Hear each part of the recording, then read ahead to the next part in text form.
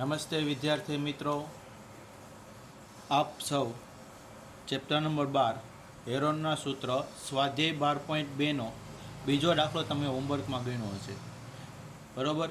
તો ચાલો આપણે એ દાખલાનું ફરીથી રિવાઇઝ કરી લઈએ કે આપણે તમે જે ગણેલો છે તે કે સાચો છે કે ખોટો. તો સૌથી પહેલાં આપણને અહીં કીધું છે કે જો AB બરાબર 3 સેમી, BC બરાબર 4 સેમી, CD બરાબર 4 સેમી, DA બરાબર 5 સેમી અને AC બરાબર 5 સેમી હોય તો ચતુષ્કોણ ABCDનું ક્ષેત્રફળ મેળવવાનું કીધું છે. તો સૌથી પહેલાં આપણે કાંઈક ચતુષ્કોણ દોરી નાખવી. ચતુષ્કોણ કોઈ પણ આકારનો હોય એ આપણે કાંઈ જોવાનું નથી. ચતુષ્કોણ હોય, ચતુષ્કોણ એટલે કે 4 બાજુ ને 4 ખૂણા હોવા જોઈએ. આ નામ આપી દઉં A, B, C અને D. હાલો, AB બરાબર કેટલા આપ્યા છે તો કે 3 સેમી. પછી BC બરાબર કેટલા આપ્યા છે તો કે 4 સેમી. એના પછી CD બરાબર કેટલા આપ્યા છે તો કે 4 સેમી. અને DA બરાબર આ બાજુનું માપ આપ્યું છે 5 સેમી અને એક AC એટલે કે વિકર્ણ. એ વિકર્ણ એટલે કયો થશે? આવડો આ વિકર્ણ. એનું માપ કેટલું આપ્યું છે તો કે 5 સેમી. તો આ ચતુષ્કોણનું ક્ષેત્રફળ મેળવવાનું છે. તો આપણને અહીંયા જુઓ ચતુષ્કોણ છે, તો આ ચતુષ્કોણના આપણને કાંઈ વિકર્ણ દોરવી તો આ 2 ત્રિકોણ મળી જાય. રેડી ને? તો કોઈ પણ એકને પહેલો ત્રિકોણ કહી દો અને બીજાને બીજો. તો આને ત્રિકોણ નંબર 1 કહું અને ત્રિકોણ નંબર શું કહી દઉં? 2. તો ત્રિકોણ નંબર 1 જોવો તો ત્રણેય બાજુના માપ ખબર જ છે. તો ચાલો દાખલો ગણવાનું ચાલુ કરી દઈએ. સાવ ઈજી જ છે, આપણે વિકર્ણનું માપ પણ નથી મેળવવાનું આમાં. ત્રિકોણ ABC માટે આપણે ત્રિકોણ ABCનું ક્ષેત્રફળ મેળવવું છે ને, તો સૌથી પહેલાં ત્રિકોણ ABC માટે મને બધી બાજુના A બરાબર કોઈ પણ એક બાજુને A કહી દો એટલે લખી નાખું છું 3 સેમી. B બરાબર કહી દો, કેટલા લઈ લેશો? આ BC બરાબર 4 સેમી લઈ લ્યો. પછી ત્રીજી બાજુ એટલે કે વિકર્ણ એટલે કે AC, એને નામ આપી દઉં C એટલે કે 5 સેમી. હવે ત્રિકોણ ABCનું ક્ષેત્રફળ મેળવવું તો અર્ધ પરિમિતિ મેળવવી પડે, જેને S વડે દર્શાવે. S બરાબર A plus B plus C અને કેટલા વડે ભાગવાના? 2 વડે. હાલો, અર્ધ પરિમિતિ મેળવો. એ બધાને કિંમત મૂકો. 3 પ્લસ 4 પ્લસ 5 અને એને કેટલા વડે ભાગશો? 2 વડે. હાલો, સરવાળો કરો. કેટલા થશે? 5 ને 4 9, 9 ને 3 ઉમેરો એટલે 12, 12 ને 2 વડે ભાગો એટલે કેટલા આવશે? 6. રેડી? એટલે અર્ધ પરિમિતિ તમને મળી 6 સેમી. હાલો, હવે ત્રિકોણ ABCનું શું મેળવી લેશો? ક્ષેત્રફળ. તેનો ઉપયોગ કરશો હેરોનના સૂત્રનો, એટલે કે વર્ગમૂળમાં S, S minus A, S minus B અને S માઇનસ C. કિંમત મૂકો બધાની વ્યવસ્થિત. વર્ગમૂળ એમને S એટલે કેટલા થશે? 6. 6 માંથી A એટલે કેટલા? 3 બાદ કરશો. પછી 6 માંથી 4 અને છેલ્લે 6 માંથી 5. હાલો, વર્ગમૂળ એમને રહેવા દો. 6 ગુણ્યા 6 માંથી 3 બાદ કરો એટલે 3. પછી 6 માંથી 4 બાદ કરો એટલે 2 અને 6 માંથી 5 બાદ કરો એટલે કેટલા આવશે? 1. હાલો, અહીંયા ગુણાકાર કરી નાખું છું એટલે કે શું થશે? 6 6 1 6 6 2 12 6 13 18 અને 18 નો ગુણાકાર 2 સાથે કરો એટલે કેટલા થશે? 36. 36 ને 1 સાથે કરો 36 અને 36નું વર્ગમૂળ બધાને ખબર છે કેટલું થશે? 6 સેમી સ્ક્વેર. એટલે કે આપણને ત્રિકોણ ABCનું ક્ષેત્રફળ કેટલું મળી ગયું? 6 સેમી સ્ક્વેર.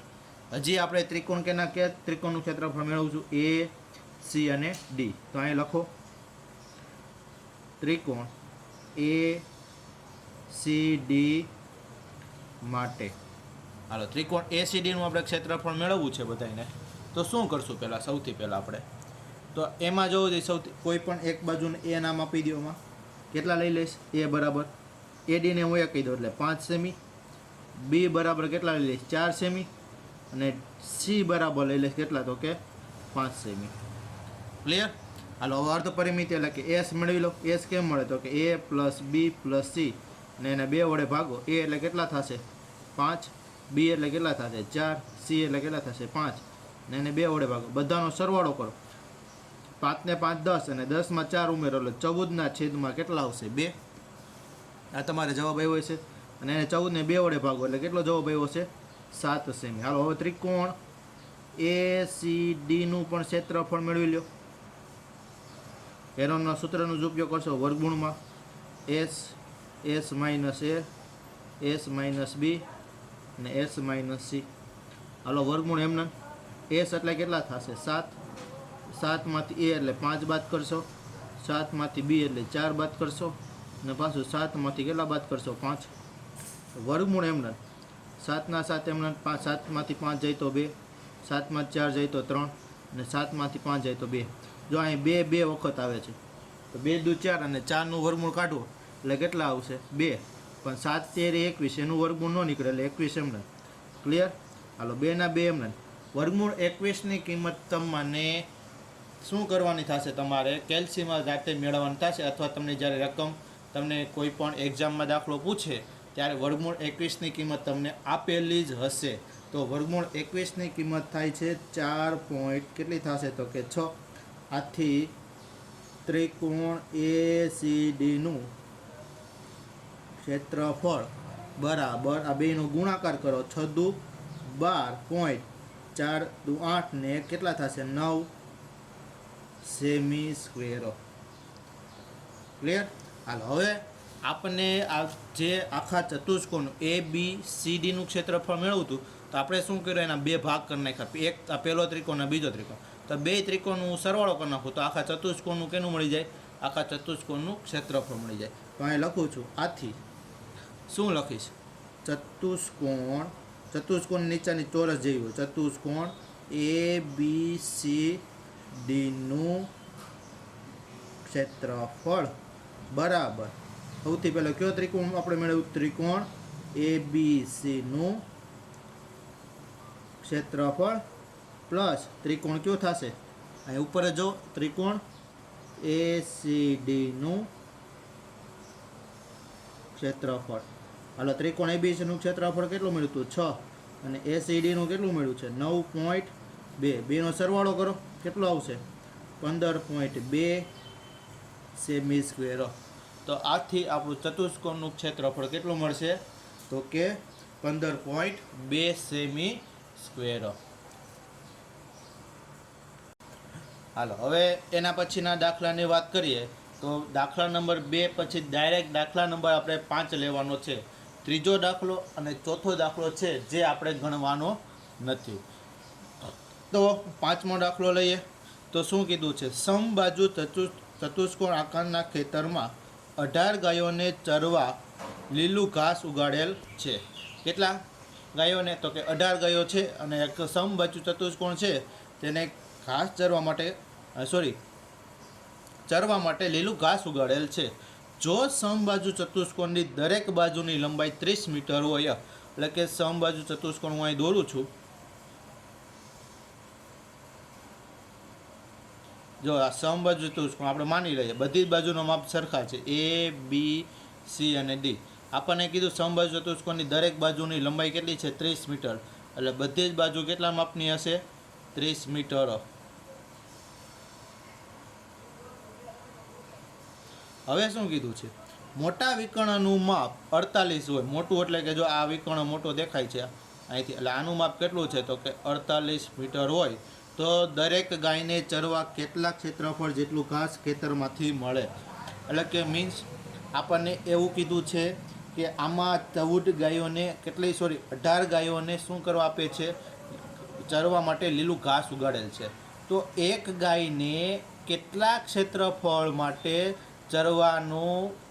કેટલા ક્ષેત્રફળ મળે ચરવા માટે એ આપણને કીધું છે. તો દરેક ગાયને ચરવા કેટલું ક્ષેત્રફળ જેટલું ઘાસ મળી રહે.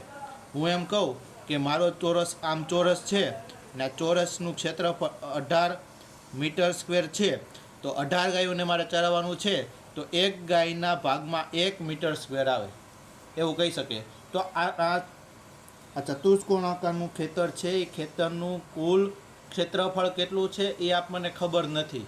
તો સૌથી પહેલાં આપણે શું કરવું પડે તો કે આનું કુલ ક્ષેત્રફળ પહેલાં મેળવવું પડે. તો અહીંયા આપણને ચતુષ્કોણનું ક્ષેત્રફળ આપણને મેળવતા નથી આવડતું, આપણને એના બે ત્રિકોણ ભાગ દેખાય છે. તો સૌથી પહેલા ત્રિકોણનું અને પછી બીજા ત્રિકોણનું અને પછી બેનું શું કરી નાખશું સરવાળો. પણ અહીંયા તમે જોશો તો પહેલા ત્રિકોણનું જેટલું ક્ષેત્રફળ મળશે એટલું જ કયા ત્રિકોણનું ક્ષેત્રફળ મળશે બીજું. કારણ કે પહેલા ત્રિકોણનું જુઓ બાજુનું માપ 30 30 અને કેટલા છે 48, અને બીજા ત્રિકોણની બાજુનું માપ જુઓ તો 30 30 ને કેટલા થશે 48, બે સરખું જ થશે ને. શું કામ એવું થાય છે તો કે એનું કારણ એ છે કે આપણને જે ચતુષ્કોણ આપ્યો છે એ સમબાજુ ચતુષ્કોણ આપ્યો છે, અને એમાંથી એક વિકર્ણ દોરવું તો એ સમબાજુ ચતુષ્કોણના કેવા ભાગ થાય તો કે બે સમાન ભાગ થાય. એટલે આપણે કોઈ પણ એક જ ભાગનું શું મેળવવાનું થશે તો કે ક્ષેત્રફળ મેળવવાનું થશે.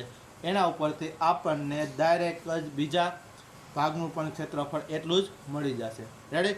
તો ચાલો સૌથી પહેલાં આપણે ગણવાનું ચાલુ કરીએ. તો સૌથી પહેલાં એક ત્રિકોણ લઈ લઈએ, ત્રિકોણ એ બી, ત્રિકોણ એ બી અને ડીનું ડી માટે. રેડી? કારણ કે આ ત્રિકોણનું જેટલું ક્ષેત્રફળ હશે એટલું બીજા જ ભાગનું હશે. તો એમાંથી કોઈ પણ એક બાજુને એ બરાબર હું 30 લઈ લઉં, 30 મીટર. બે બરાબર લઈ લઉં 30 મીટર, અને સી બરાબર લઈ લઉં કેટલા ત્રીજી બાજુ 28 મીટર લઈ લો, સોરી 48 મીટર. કારણ કે આને એ કહી દઉં અને બી કહું અને સી કહી દઉં. રેડી? હાલો, તો સૌથી પહેલાં આપણે શું મેળવવું પડશે ક્ષેત્રફળ મેળવવું તો અર્ધ પરિમિત એટલે કે એસ, એ પ્લસ બી પ્લસ સી બે વડે ભાગી નાખો. એ એટલે કેટલા થશે 30 પ્લસ 30 પ્લસ કેટલા થશે 48, અને આખાને કેટલા વડે ભાગશો બે વડે. હાલો, 30 ને 30 60, 30 60માં 40 ઉમેરો બરોબર એટલે 100, અને 100માં જે 8 ઉમેરો એટલે કેટલા થશે 108 ને કેટલા વડે ભાગવાનું થશે બે વડે. 108 ને બે વડે ભાગો એટલે કેટલો આવશે જવાબ તમારો 54 મીટર. ક્લિયર? તો તમારી અર્ધ પરિમિતિ કેટલી મળી ગઈ 54 મીટર. હાલો, ત્રિકોણ એ બી ડીનું ક્ષેત્રફળ મેળવી લ્યો બરાબર વર્ગમૂળમાં એસ, એસ માઇનસ એ, એસ માઇનસ બી અને એસ માઇનસ શું થશે સી. હાલો, કિંમત મૂકો ખાલી. એસ એટલે તો મળી ગયા છે 54. પહેલાં 54માંથી કેટલા બાદ કરીશ 30, પાછું બી એટલે 30 જ છે ને, તો 54માંથી 30 બાદ કરો, અને પાછું 54માંથી કેટલા બાદ કરશો 48. હાલો, વર્ગમૂળના વર્ગમૂળ એમને, 54ના 54 એમને, 54માંથી 30 બાદ કરો એટલે કેટલા આવશે 24. પાછું 54માંથી 30 બાદ કરો એટલે કેટલા આવશે 24, અને 54માંથી 48 બાદ કરો એટલે કેટલા વધશે જોવો જોઈએ. હાલો જી 6. Very good. હાલો, હવે આગળ વધીએ.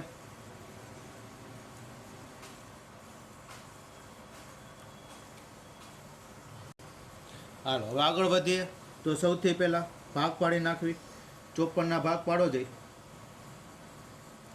9 6 6 9 54.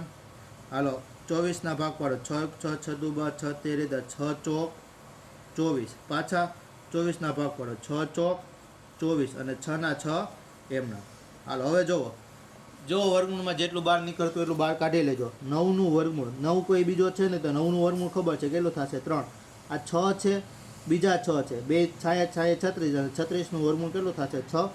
પાછું 1 4 બીજા 4 ચોકે ચોકે 16. 16નું વર્ગમૂળ કેટલું થશે 4. સરખું છે એકવાર જ બહાર આવશે, અને હજી એકવાર 6 છે, હજી ગુણાકારમાં શું આવશે 6. હાલો, 6 1 6 6 2 6 13 18 ગુણ્યા 6 ચોક 24, અને 18નો અને 24નો ગુણાકાર કરશો એટલે તમારો જવાબ આવશે 432 મીટર સ્ક્વેર. કેટલો આવશે 432 મીટર સ્ક્વેર. હાલો, તો આ જેટલું જ આપણને પહેલા ભાગનું મેળવ્યું હતું એટલું જ કેનું હશે બીજા ભાગનું હશે ને, બરાબર. તો આથી આપણે આખા ચતુષ્કોણનું લઈ લઈએ. તો ચતુષ્કોણ એ બી સી ડીનું ક્ષેત્રફળ બરાબર, તો કે ચતુષ્કોણ એબીસીનું ક્ષેત્રફળ છે આ એક ભાગ હોય તો આનું એટલું જ થાય. તો આ એક ભાગને હું 2 વડે ગુણી નાખું તો આખા ચતુષ્કોણનું શું થઈ જશે આપણને ક્ષેત્રફળ મળી જશે. તો 2 ગુણ્યા ત્રિકોણ એ બી ડીનું ક્ષેત્રફળ રેડી, અથવા 2 વાર પ્લસ કરો તોય ચાલે. એટલે 2 ગુણ્યા 400 ને કેટલા આવશે 32, અને 2નો ગુણાકાર કરો એટલે જવાબ આવશે 864 મીટર સ્ક્વેર. કેટલો આવશે? 864 મીટર સ્ક્વેર. ઓકે, તો ગાયોને ચરવા માટે 18 ગાયોને ચરવા માટે કુલ કેટલું ક્ષેત્રફળ મળે છે? તો કે 864 મીટર સ્ક્વેર. તો આપણને પ્રશ્ન એવો કીધો છે કે દરેક ગાયને ચરવા કેટલું ક્ષેત્રફળ જેટલું ઘાસ ખેતરમાંથી મળશે. તો હવે આપણે મેળવી, આપણને જે આ મળ્યું છે 18 ગાયોનું ક્ષેત્રફળ મળ્યું છે. તો પ્રત્યેક ગાયને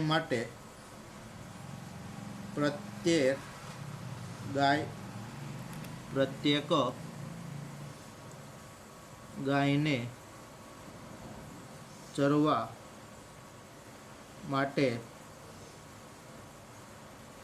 મળતું ક્ષેત્રફળ બરાબર કેટલું થશે? કુલ ક્ષેત્રફળ કેટલું છે? જોજી 864 ને કુલ કેટલી ગાયો છે? તો કે 18. તો કે 864 ને તમે 18 વડે ભાગો એટલે તમારો જવાબ આવશે 48 મીટર સ્ક્વેર. તો પ્રત્યેક ગાયને કેટલા મીટર સ્ક્વેરમાં ઘાસ ચરવા મળે? તો કે 48 મીટર સ્ક્વેરમાં શું થશે? ઘાસ ચરવા મળશે. આથી લખો તો કે પ્રત્યેક ગાયને ચરવા માટે મળતું ક્ષેત્રફળ 48 મીટર સ્ક્વેર છે. કેટલું છે પ્રત્યેક ગાયને ચરવા માટે મળતું ઘાસ? તો કે 48 મીટર સ્ક્વેર છે. ઓકે, તો વિદ્યાર્થી મિત્રો, આ જે દાખલો આજે મેં ગણાવ્યો છે તેવો જ તમારે એક બીજો દાખલો છે, હું તમને એ હોમવર્કમાં મોકલીશ. તમારે એ જાતે ટ્રાય કરવાની છે. તેમાં પણ તમારે એક ત્રિકોણનું ક્ષેત્રફળ મેળવવાનું છે. તો આના પછીનો જે બીજો દાખલો છે, તમને રકમ કહી દઉં છું કે એક છત્રી 2 અલગ અલગ રંગના 10 ત્રિકોણાકાર કાપડમાંથી સીવીને બનાવે છે, અને દરેક ટુકડાની લંબાઈ 20 સેમી, 50 સેમી અને 50 સેમી છે. એટલે કે દરેક ટુકડાની લંબાઈ, એટલે કે એક કુલ કેટલા,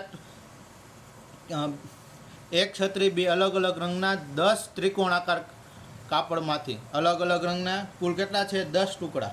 એટલે કે 5 રંગના 2 અલગ અલગ ટુકડા હશે, અને એ ટોટલ 10 ટુકડા છે. એમાં એક ટુકડાની લંબાઈ, બધા ટુકડાની લંબાઈ સરખી છે. લંબાઈ 20 સેમી, 30 સેમી અને 50 સેમી છે. એટલે કે ત્રિકોણાકાર એવા ટુકડાની લંબાઈ છે. એ ત્રિકોણનું આપણને શું કીધું? તો છત્રી બનાવવા દરેક રંગના કુલ કેટલા કાપડનો ઉપયોગ થશે? તો અહીંયા આપણને કુલ 10 ત્રિકોણાકાર કાપડમાંથી બનાવવાનું કીધું છે. એટલે દરેક રંગના, એટલે 2 રંગનો ઉપયોગ કરવાનું કીધું છે. એટલે કે એક રંગના 5 ટુકડા છે અને બીજા રંગના 5 ટુકડા છે. તો આપણે કેટલું ક્ષેત્રફળ જોઈએ તે આપણે મેળવવાનું કીધું છે.